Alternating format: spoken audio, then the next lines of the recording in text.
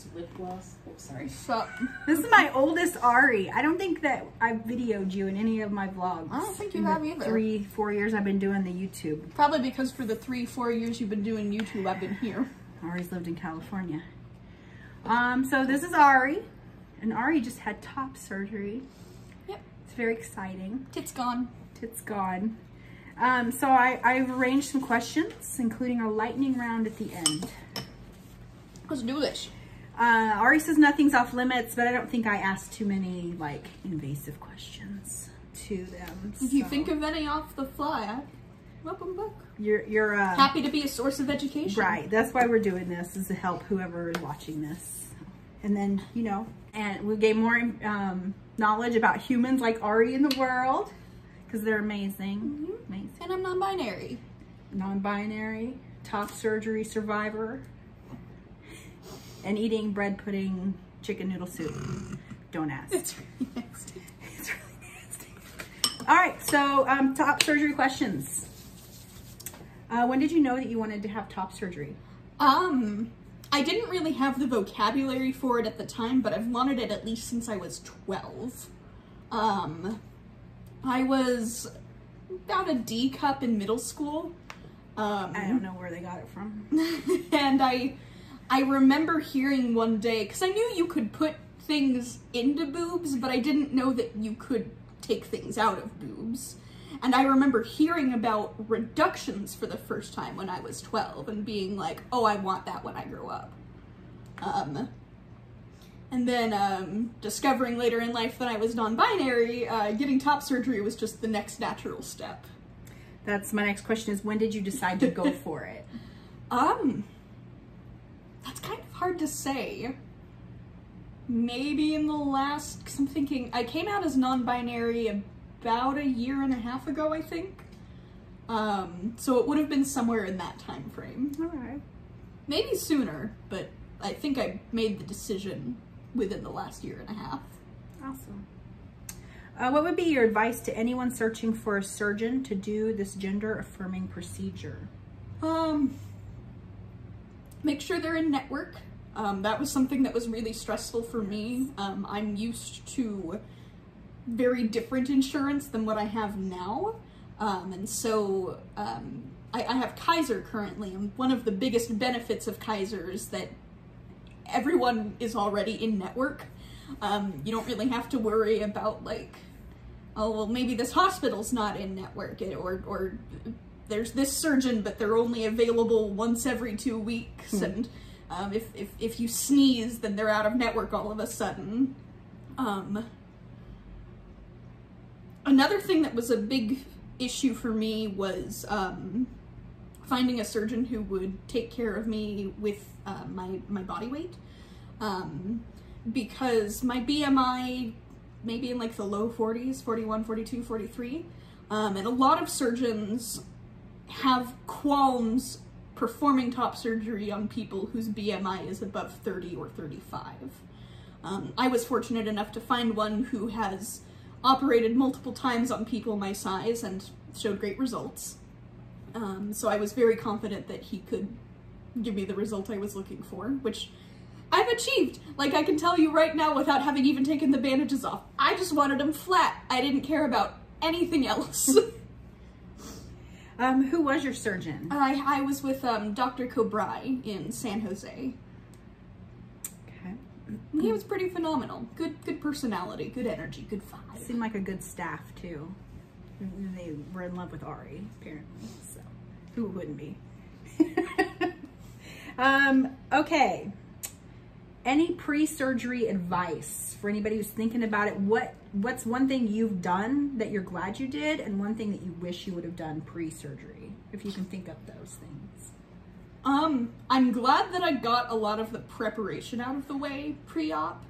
I spent a lot of time looking, there's a really good community of trans creators on TikTok who document their top surgery recovery, and give do's and don'ts, and I wish I'd done this, and here's the things you should pack. And I'm really glad that I went and looked at that and followed a lot of their advice. It gave me a really good idea of what recovery was going to look like. I came into it knowing what to expect. Obviously experiencing it is totally different, but like I knew what I was getting myself into, and I'm really glad that I did that. I wish I had trained myself to sleep on my back. I'm a side sleeper. It's been very hard for me to sleep on my back. I want to lay on my side so bad. I can't. That sucks. And thankfully here where we're staying, there's a recliner, so you've been able to sleep in that. And it's been moderately comfortable. Yeah. Day of surgery advice. Let me tell you about the day of surgery. We drove to the hospital. Ari drove to the surgery center, blaring the Heathers musical soundtrack, singing along, happy as can be, just their normal selves. And I think that was the best medicine for me. I'm sure Maya, that kind of made Maya feel a little bit at ease too. Yeah, just to know that you were excited and focused, and so we remained excited and focused too. That's good. What would you have for a day of advice of surgery? Do what your doctors tell you to do. They tell you to stop eating by a certain time, stop eating by that time. I'm pretty sure they will yell at you in the OR, if not do the surgery altogether. Yeah. I had a carbohydrate drink that I had to drink 2 hours before my procedure time. Drink that. It gives you the energy you need, especially since my surgery was scheduled in the afternoon. And I had to stop eating 8 hours before, which for me was 5 in the morning. So my last supper, so to speak, was like at 10 o'clock at night. And so that carbohydrate drink really helped give me a good push. Awesome. But I was very excited. I don't remember what the question was. Nope, you answered it. Okay, so first days of recovery, must-haves. Bendy straws. Bendy straws. Get bendy straws. Seriously? Not Seriously. sponsored. Get bendy straws. Bendy straws. They've been a lifesaver. And you also have a mastectomy pillow. That has been it's just kind of a comfort item. It is. Gives you somewhere to put your arms that isn't right on your wounds. And it has a little pocket. I've got a childhood stuffy tucked away in it right now, but you can shove your phone in there, you can shove some crackers in there or something. Those are also very useful because they tuck under your armpits. So if you're in the car, it's a good thing to have on you so that there isn't a seat belt sawing against your open wound. That's been very helpful. Bendy straws and a comfy mastectomy pillow. What's up? What about your dream bags? Yes. Oh, yeah, who gave you those? I bought them off of Etsy. No way. Yeah. Okay. So Ari has these bags where they house their drains. After you have surgery, you have drains. And especially if you're big boobied like I was. So we're hoping for just a week. Yeah. Hopefully just for a week. Especially since I have 2 drains in each side. I think they're pretty hopeful that they will get them out by then. Yeah. And we empty those. Maya empties those often. Yep, about every 4 or 5 hours at this point. Yeah. Okay. What are you most looking forward to a year from now, healed and boob-free? I'm looking forward to... Can I swear here? Yeah. I'm looking forward to scaring the shit out of people at the pool. I cannot wait for... Lives in a house with their own pool, but... I cannot wait... The idea of going to a pool and just people clutching their pearls at this person with a great big long scar and no nipples and like hiding their children's eyes, and oh, that gives me so much joy. Your gender is a menace. That's so accurate. Gosh. Love it. Love it. You've also told me that you're looking forward to yoga. Oh my god, overalls. Yes. Vests. I'm gonna be wearing overalls. I'm gonna be wearing more of these funky button-up shirts. I'm gonna be doing little dances all over the place. It's gonna be a mess. Y'all ain't ready for it. Oh, I'm ready for it. I'm ready for it. I can't wait for it. The world's not ready. Is there anything that you wish someone would have told you prior to surgery regarding the surgery in the last couple of days of recovery? Or did you feel well informed by the wisdom of others? I felt pretty well informed. Yeah, I can't think of anything offhand. My next question was where were some resources that you went to for help? And you mentioned TikTok. There's a good trans community on TikTok. YouTube, there's some pretty helpful stuff on there too. Those are kind of the big places I dipped into. I also had a friend who, while I was in the process of trying to set up a consultation, they had just gone through top surgery. And so they've been a fairly useful resource for me as well, because they're very fresh. Awesome. Any wisdom for people who maybe don't have support in their lives that want to get this done? Like, would you recommend doing this on your own? Or, I mean, the last couple days would have been tough without Maya. Yeah, I don't know that I can recommend doing it on your own. Yeah. Bad idea. You can't reach things. You can't wipe your butt. You can't drive. You can't do shit. Yeah. Yeah, you're completely dependent. I would say if you want top surgery and you lack a substantial support system, honey, you need to get a support system in hand. You need people in your corner. I totally lost my train of thought there, but that's fine. That was a great answer. That's my recommendation. Is you don't have a support system, go get one. Get you some friends, go join some Discords or something. Yeah. Because there are people who will be in your corner and will be willing to drop everything and help you if you need it, which you will. Do you have any words of wisdom for support people?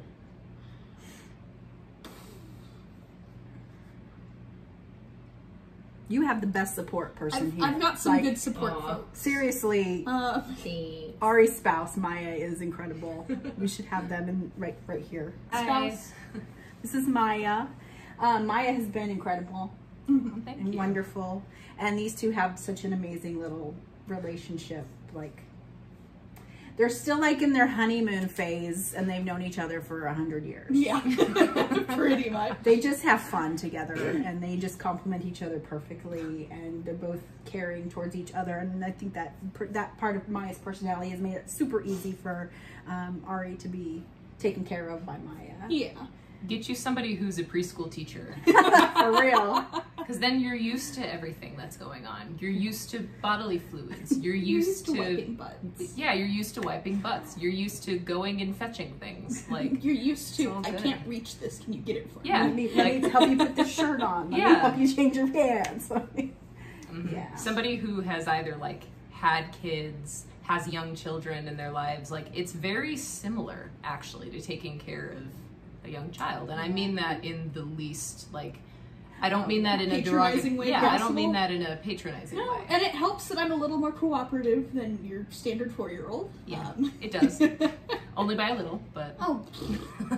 Just kidding. But Ari's not like playing the independent card here. Like, Ari knows that they need help, and they're asking for it, and they're getting it. And that's another thing that I gleaned from the beautiful people on TikTok, is that, hey, you're gonna need help with things. Ask for help when you need it. Yeah, yeah. Words of wisdom for support people. Yeah, what's something that you think needs to happen in a support person? You're doing a great job. Oh, that's really sweet. Is there anything specific that I've done for you that you think? Everything. It's not specific. We have Maya here who's keeping track of their meds, who's keeping track of their drains, who is rubbing their feet with lotion, who is washing their hair for them with dry shampoo and combing it, and just being just so super loving, helping them get in and out of the chairs, sleeping on the couch with them. Just, I think I've been a caregiver a long, long time. This has been nice. One, because Maya's here doing all the dirty work. But usually when I've been a caregiver, it's been in hospice situations, and so it's nice to like know there's a good outcome here to the dishes and the tidying up, and I'm just here to support Maya really at the end of the day. Maya's been incredible. They're always incredible. Thank you. I guess you've been incredible. My wisdom for anybody you've been incredible. You're breathtaking. You're breathtaking. You're stunning. Anybody who is in a position to be a caregiver, just have patience. That's my advice. That's been something I've used my whole life with caring for people. Yeah.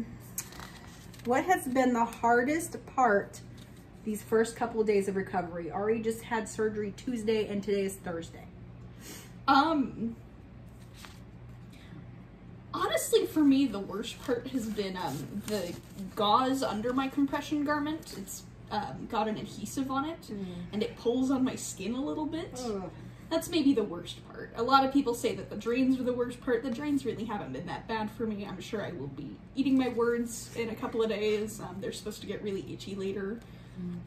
But currently, that's like the worst part for me is just adhesive ouchie. Yeah. The drains are wonderful because then we're not having to change any bandages. Yeah. They just drain into the little pouches. And then since I didn't get any nipple grafts, we don't have to worry about any nipple care. Yep, just skin. Just skin, just flesh, just the one big line. Which will really freak out the people at the pool. I'm so excited. If only we could get rid of your belly button, then people would think you were like an alien or something. Okay, my last serious question before the lightning round. Okay. How have you kept busy? Ways to keep busy, because you're not just sleeping the whole time. You're like, you have to like still be awake and functioning. I've been playing a lot of video games. I've got my Nintendo DS with me. I know it's really old these days, but the DS has been very nice. We have a Switch. I can still hold a controller just fine. And I've played some Wheel of Fortune. I've played some Mario Kart. I've been doing crossword puzzles on my phone. I've got a book that's sitting there waiting for me to read it. For me, a lot of keeping busy has been dependent on my energy levels. Especially yesterday.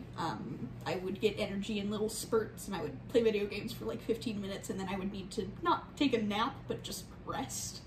But as I've been eating more, I'm having more substantial spurts of energy to play the more video game.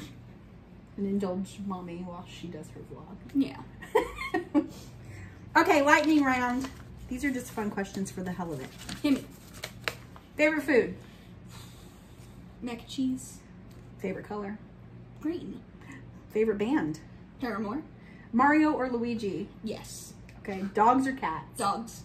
Nice. Heathers or Rent? Yes. Oh! I wanted you to commit on that one. Flowers or candy? Candy. Absolutely. Hugs or high fives? Yes. Okay. Dylan's or Oliver's? Oliver's. Fuck Dylan's. I knew that was coming. God damn it. Fuck Dylan. Don't work for Dylan's.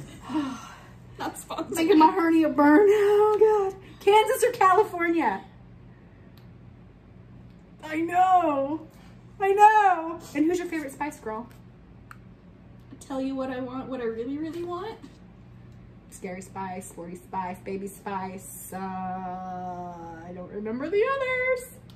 Favorite Spice Girl. Paprika. Okay, I love paprika. Very versatile. Okay, thank you, Ari. Thank you, Maya. Hey, you're welcome. Love you both. We will put this on the YouTube tomorrow. Rock and roll. I will continue eating my chicken noodle soup that is Bread pudding. Majority saltine at this point. Do you want it warmed up?